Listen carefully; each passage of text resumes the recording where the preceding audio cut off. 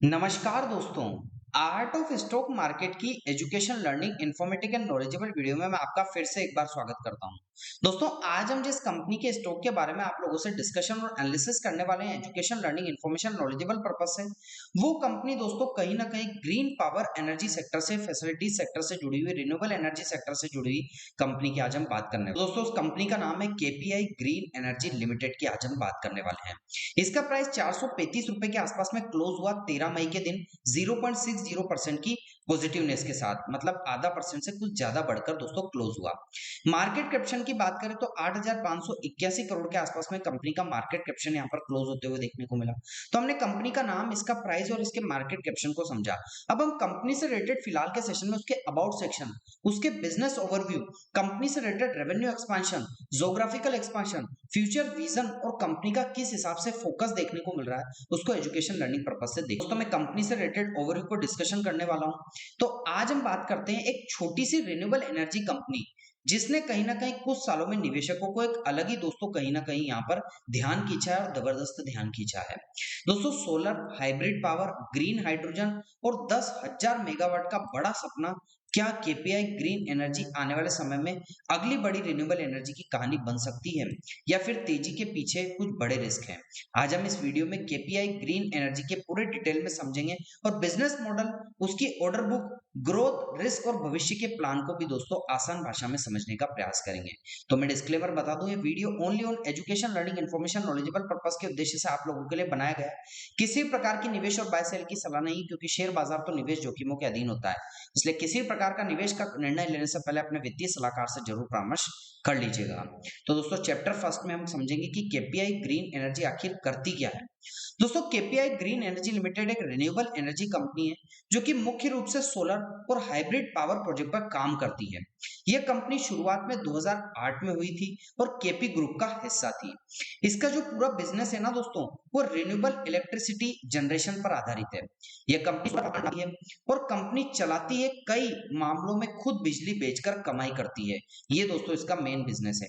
मतलब कंपनी अपने जो रिन्यूएबल प्रोजेक्ट है ना, उसको सोलरिज्म ब्रांड के नाम से ऑपरेट करती है। इस नाम से ये दोस्तों अपने बिजनेस को रन करती है। चैप्टर 2 में कंपनी के बिजनेस मॉडल कैसे काम करते हैं उसको समझे। तो केपीआई ग्रीन एनर्जी का बिजनेस मुख्य रूप से दो हिस्सों में बटा हुआ है। सबसे पहले कैप्टिव पावर प्रोड्यूसर यानी सीपीपी मॉडल। ये कंपनी का सबसे बड़ा बिजनेस सेगमेंट आपको देखने को मिल जाएगा। दोस्तों, इस मॉडल में केपीआई ग्रीन एनर्जी दूसरी कंपनियों के लिए सोलर प्लांट तैयार करते हैं। जैसे कोई फैक्ट्री, इंडस्ट्री अपनी बिजली का खर्च कम करना चाहती है ना, तो केपीआई उनके लिए सोलर प्लांट बनाती है। कंपनी सिर्फ प्लांट बनाकर छोड़ती नहीं है, बल्कि लैंड उपलब्ध कराती है, ग्रिड कनेक्टिविटी देती है, पावर इवैक्यूएशन इंफ्रास्ट्रक्चर तैयार करती है और बाद में ऑपरेशन और मेंटेनेंस। यही वजह है कि बहुत सी कंपनियां खुद सोलर प्लांट लगाने के बजाय केपीआई के साथ काम करना पसंद करती है। सीपीपी मॉडल क्यों लोकप्रिय हो रहा है दोस्तों, जो अभी फिलहाल के सेशन में हमने डिस्कशन किया कि कंपनी का जो सीपीपी मॉडल है वो क्या है, कैप्टिव पावर प्रोड्यूसर। तो दोस्तों, सीपीपी मॉडल लोकप्रिय इसलिए हो रहा है क्योंकि इंडस्ट्रियल जो है ना, उसको डिस्कॉम से बिजली काफी महंगी पड़ती है, कई बार महंगी पड़ती है, और सोलर पावर से उन्हें कम लागत में बिजली मिलती है। इससे लंबे समय में कॉस्टिंग सेविंग। तो सेगमेंट का सिग्निफिकेंस क्या है, महत्व क्या है? तो फाइनेंशियल ईयर 2025 की पहली छमाही में कंपनी लगभग 88% रेवेन्यू इसी कैप्टिव, जो अभी फिलहाल के सेशन में हमने डिस्कस किया, कैप्टिव पावर प्रोड्यूसर बिजनेस है, उससे आया। प्रोड्यूसर कंपनी, इसमें कंपनी खुद सोलर और हाइब्रिड प्लांट लगाती है और सिर्फ बिजली सीधे कंपनियों को, इंडस्ट्री को बेचने का यहाँ पर काम करती है। यानी यहाँ केपीआई खुद पावर प्रोड्यूसर बन जाता है। दोस्तों, ये बिजनेस लंबे समय से स्टेबल कैश फ्लो देता रहा है और बिजली लगातार बिकती रही है। आईपीपी बिजनेस क्यों महत्वपूर्ण है?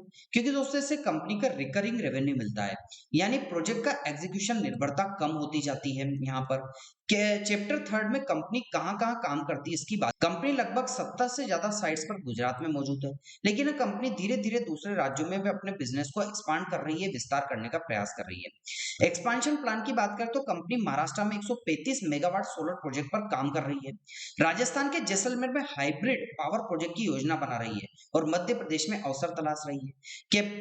चैप्टर 4 में हाइब्रिड मॉडल क्या होता है। रिन्यूएबल एनर्जी की सबसे बड़ी समस्या होती है पावर स्टेबिलिटी। तो अगर सोलर होगा तो रात में बिजली नहीं बनेगी और विंड होगा तो हवा निर्भरता रहेगी। तो ये समस्या समाधान होता है hybrid model. KPI green energy solar और विंड दोनों को मिलाकर हाइब्रिड पावर तैयार करता है। हाइब्रिड मॉडल के फायदे हैं कि ज्यादा स्टेबल पावर मिलती है, बेहतर ग्रिड स्टेबिलिटी और कनेक्टिविटी मिलती है, इलेक्ट्रिसिटी जनरेशन जो कनेक्टिविटी और लॉन्ग टर्म की डिमांड बढ़ाने में संभावना मिलती है। इंस्टॉल कैपेसिटी की बात करें तो कंपनी के पास 81 मेगावाट से ज्यादा हाइब्रिड इंस्टॉलेशन कैपेसिटी और ऑर्डर बुक 1100 मेगावाट से ज्यादा की बताई जा रही है। चैप्टर 5 में ऑर्डर बुक कितनी मजबूत, तो दोस्तों किसी भी EPC engineering procurement construction and renewable company के लिए ऑर्डर बुक बहुत महत्वपूर्ण होती है। केपीआई ग्रीन एनर्जी के पास फाइनेंशियल ईयर 2025 के क्वार्टर फर्स्ट में लगभग 2400 मेगावाट की ऑर्डर बुक थी। ऑर्डर मिक्स 52% आईपीपी और 48% सीपीपी। इसका मतलब कंपनी दोनों बिजनेस मॉडल पर संतुलित तरीके से आगे बढ़ रही है। चैप्टर 6 में कंपनी के बड़े ग्राहक कौन है।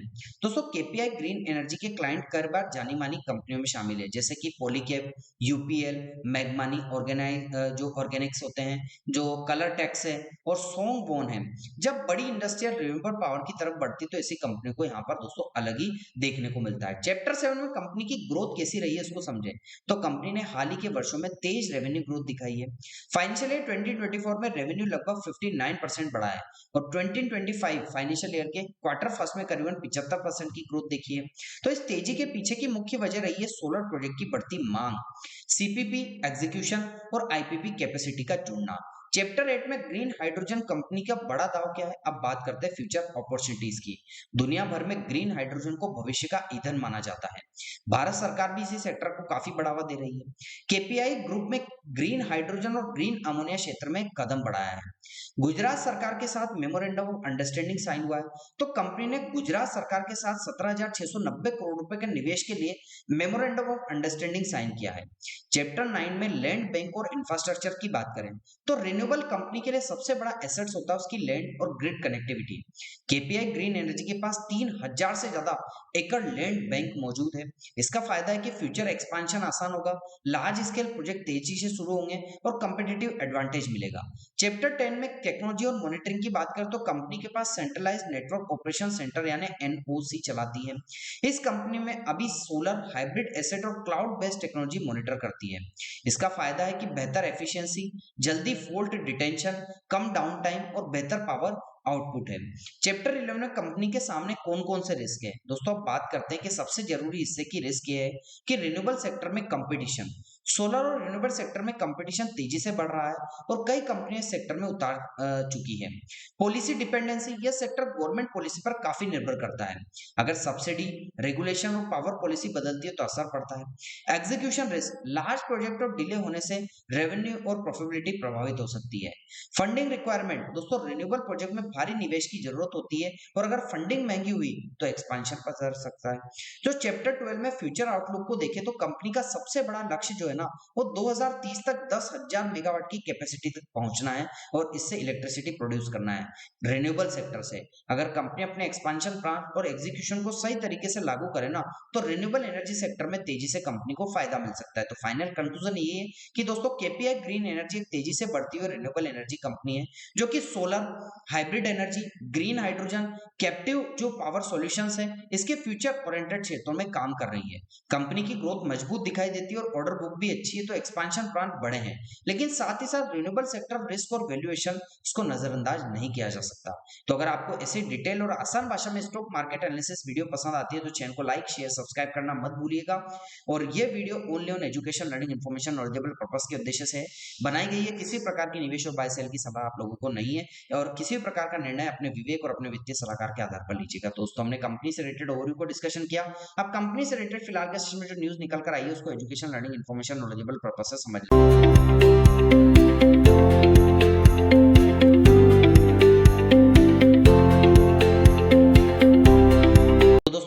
से रिलेटेड जो न्यूज निकल कर आई है उसको education, learning, information, knowledgeable purpose से समझने से पहले आप लोगों को एक बात से अवगत करा देना चाहता हूं। मेरे द्वारा जो यहाँ पर न्यूज डिस्कस की जाएगी मैं various valuable, informative and knowledgeable sources से इंपॉर्टेंट न्यूज कलेक्ट करता हूँ, वहां से न्यूज लेता हूँ, उस न्यूज को सेग्रीगेट करके आप लोगों को डिलीवर करने का प्रयास करता हूँ।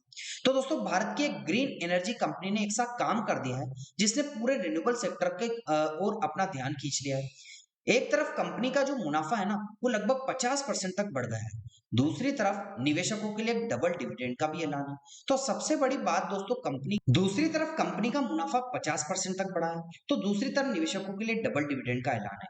तो सबसे बड़ी बात यह है कि कंपनी देश के लिए make in India 4.2 megawatt wind turbine पर लगा दिया है। जी हाँ, हम बात करने वाले केपीआई ग्रीन एनर्जी, जिसके शेयर में हाल ही में एक अलग ही हलचल देखने को मिली। लेकिन सवाल उठता है कि क्या सिर्फ खबरों का असर है या कंपनी बिजनेस वाकई मजबूत हो रहा है। रिन्यूएबल एनर्जी सेक्टर में केपीआई ग्रीन आने वाले समय में क्या बड़ा खिलाड़ी बन सकता है, आज हम इस वीडियो में आसान भाषा में समझेंगे। क्वार्टर फोर के रिजल्ट कितने मजबूत रहे हैं, डबल डिविडेंड से निवेशकों को कितना फायदा हुआ है, कंपनी का नया मेक इन इंडिया टरबाइन क्यों खास है, आइए भविष्य में सेक्टर की संभावनाएं क्या हो सकती है उसको समझते हैं। डिस्क्लेमर ये है कि वीडियो केवल और केवल education, learning, information, knowledgeable purpose के उद्देश्य से आप लोगों के लिए बनाया गया है। किसी प्रकार की निवेश और बाय सेल की सलाह नहीं, क्योंकि शेयर बाजार तो निवेश जोखिमों के अधीन होता है, इसलिए किसी प्रकार का निवेश का निर्णय करने से पहले अपने वित्तीय सलाहकार से जरूर परामर्श करें। दोस्तों, केपीआई ग्रीन ने क्वार्टर फोर में क्या कमाल किया है, सबसे पहले कंपनी के रिजल्ट की बात करते हैं। दोस्तों, केपीआई ग्रीन ने यहाँ पर क्वार्टर फोर में फाइनेंशियल ईयर 2026 में नेट प्रॉफिट लगभग 49% बढ़कर 155 करोड़ रुपए पहुंच चुका है। रेवेन्यू बढ़कर 810 करोड़ के पार गया है। कंपनी ने लगातार मजबूत ग्रोथ दिखाई है और अगले कुछ सालों में तुलना करें ना तो काफी बेहतर प्रदर्शन भी रहा था। यानी कंपनी सिर्फ प्रोजेक्ट की घोषणा नहीं करती है, बल्कि उसकी कमाई भी तेजी से बढ़ रही है। निवेशकों को मिलेगा क्या यहाँ डबल डिविडेंड? अब बात करते हैं उस खबर की जिसने निवेशकों को सबसे ज्यादा यहाँ पर खुश किया है। कंपनी के बोर्ड ने 2 बार डिविडेंड की सिफारिश की है।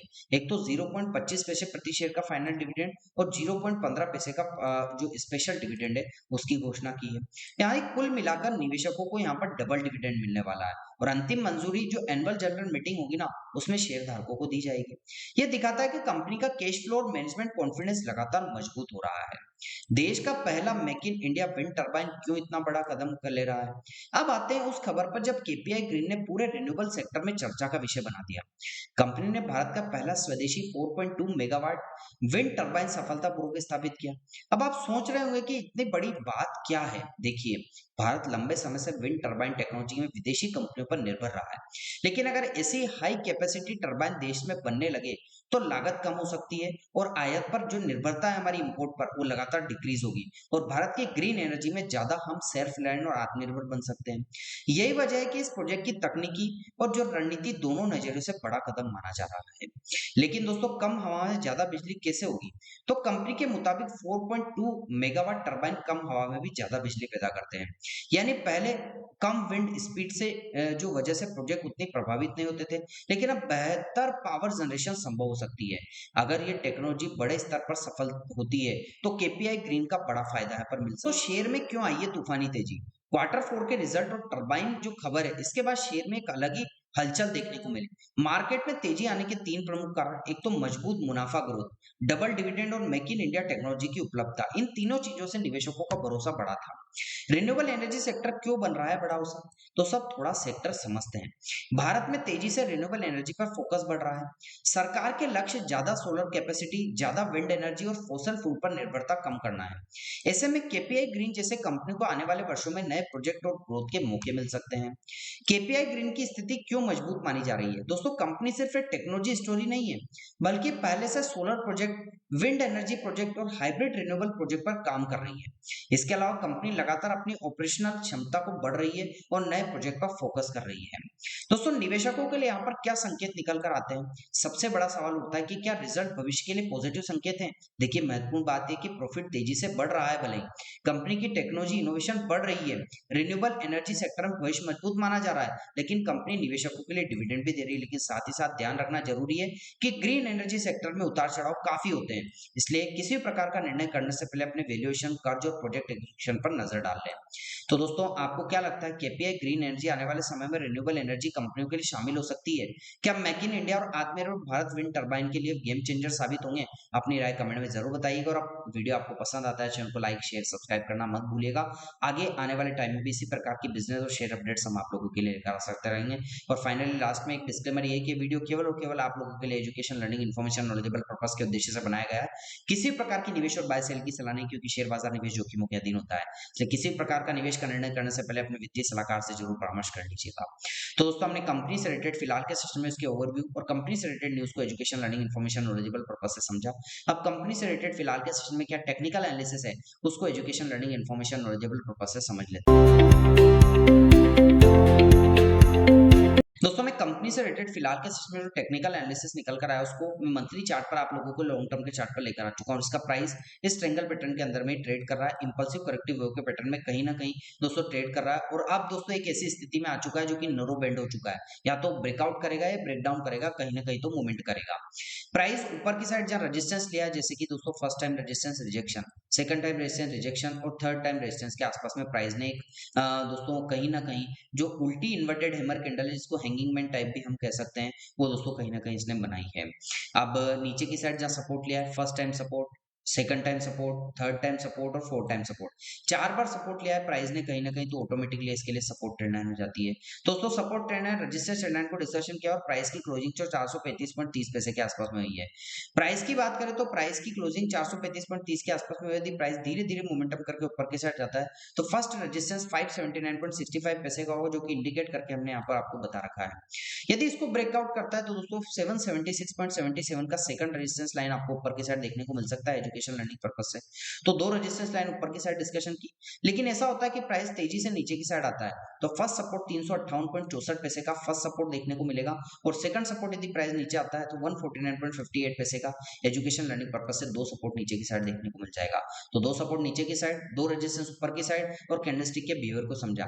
टेक्निकल्स में कंपनी के वॉल्यूम्स को समझू ना, तो दोस्तों वॉल्यूम्स तो यहाँ पर बायर सेलर्स का लगातार स्विंग पैटर्न में बढ़ता घटता हुआ देखने को मिल रहा है। लगातार कभी बायर्स डोमिनेट करते तो कभी सेलर्स, और कभी सेलर्स तो कभी बायर्स। और 24.39 मिलियन के आसपास में वॉल्यूम यहाँ पर क्लोज होते हुए 13 मई को क्लोज होते हुए देखने को मिला। 9 डे के एक्सपोनेंशियल मूविंग एवरेज की बात करते हो, जो लाइट ब्लू कलर की लाइन इस कैंडलस्टिक के बिटवीन में आ रही है, ट्रेड कर रही है, कहीं ना कहीं प्राइस की जो क्लोजिंग है वो ऊपर की साइड हुई है, और 9 डे का एक्सपोनेंशियल मूविंग जो इसके लिए कहीं ना कहीं सपोर्ट प्रोवाइड करता हुआ देखने को मिल रहा है।